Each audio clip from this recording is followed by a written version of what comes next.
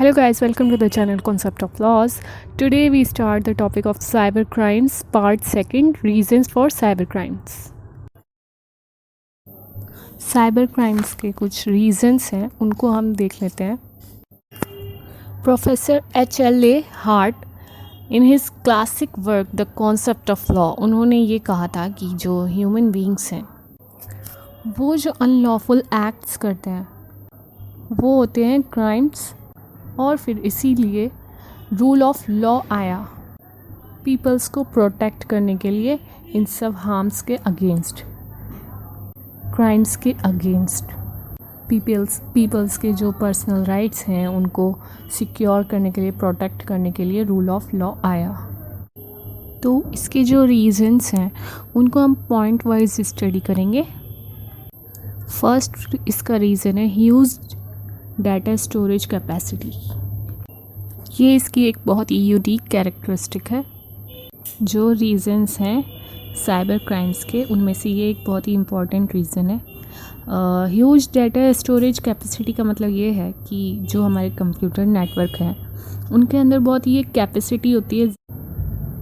हमारे computer system में हम काफ़ी ह्यूज डाटा स्टोर कर सकते हैं. उसके अंदर इतनी कैपेसिटी होती है कि वो बहुत ही ज़्यादा से ज़्यादा जो डाटा है उसको स्टोर कर सके.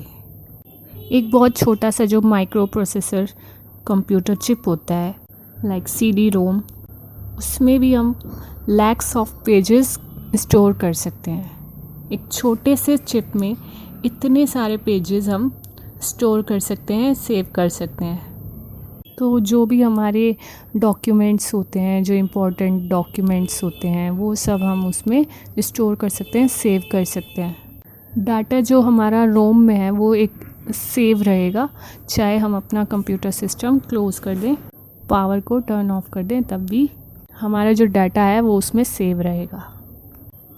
तो अगर ये चिप किसी के हाथ लग जाए या फिर कोई स्टील कर ले तो कितना डैमेज हमारा हो जाएगा, लॉस हो जाएगा, उस डाटा का लॉस हो जाएगा.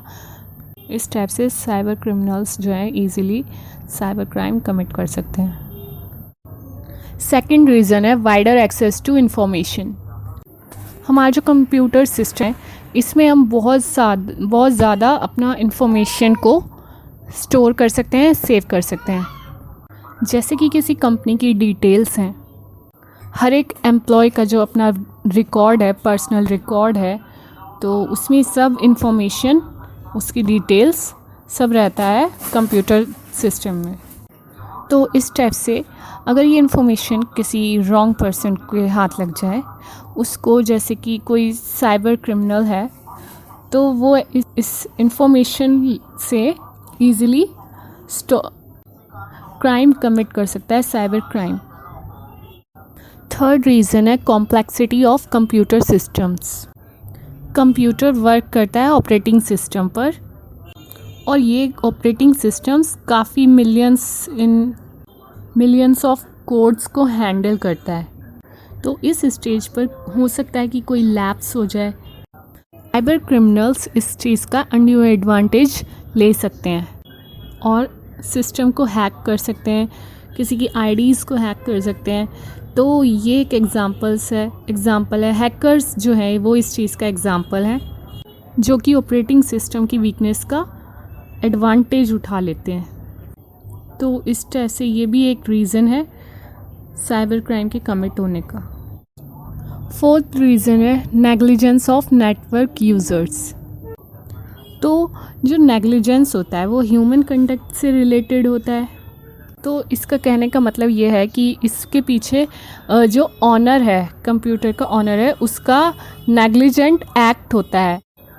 जो ऑनर होता है कंप्यूटर सिस्टम का वो कुछ लापरवाही करता है, तभी उसका जो सिस्टम है वो हैक हो जाता है और cyber criminals easily cyber crime करते हैं.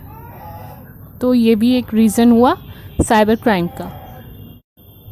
फिफ्थ रीज़न है साइबर क्राइम का. फिफ्थ रीज़न है नॉन अवेलेबिलिटी और लॉस ऑफ एविडेंस. इसका मतलब ये है कि जो इंफॉर्मेशन टेक्नोलॉजी है, ये इंटरनेट जो है, इसमें ईज़िली जो साइबर क्रिमिनल्स होते हैं वो इजीली इरेज कर सकते हैं एविडेंस को, तो वो अपना जो एविडेंस है उसको मिटा भी सकते हैं, और ये बहुत ही डिफ़िकल्ट हो जाता है साइबर क्रिमिनल्स को डिटेक्ट करना कि किसने ये क्राइम कमिट किया है। साइबर क्राइम की जो एविडेंस है वो इजीली इरेज किए जा सकते हैं, तो ये भी एक रीज़न है साइबर क्राइम का। 6th रीज़न है जुरिस्डिक्शनल अनसर्टेनिटी।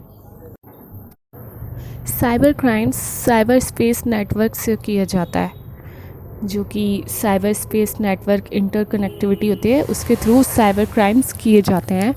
सो इसकी कोई जुरिस्डिक्शनल बाउंड्रीज़ नहीं होती है, नहीं पता लगाई जाती। So guys, please subscribe my channel and like the videos. So मिलते हैं नेक्स्ट वीडियो में। Bye bye, take care.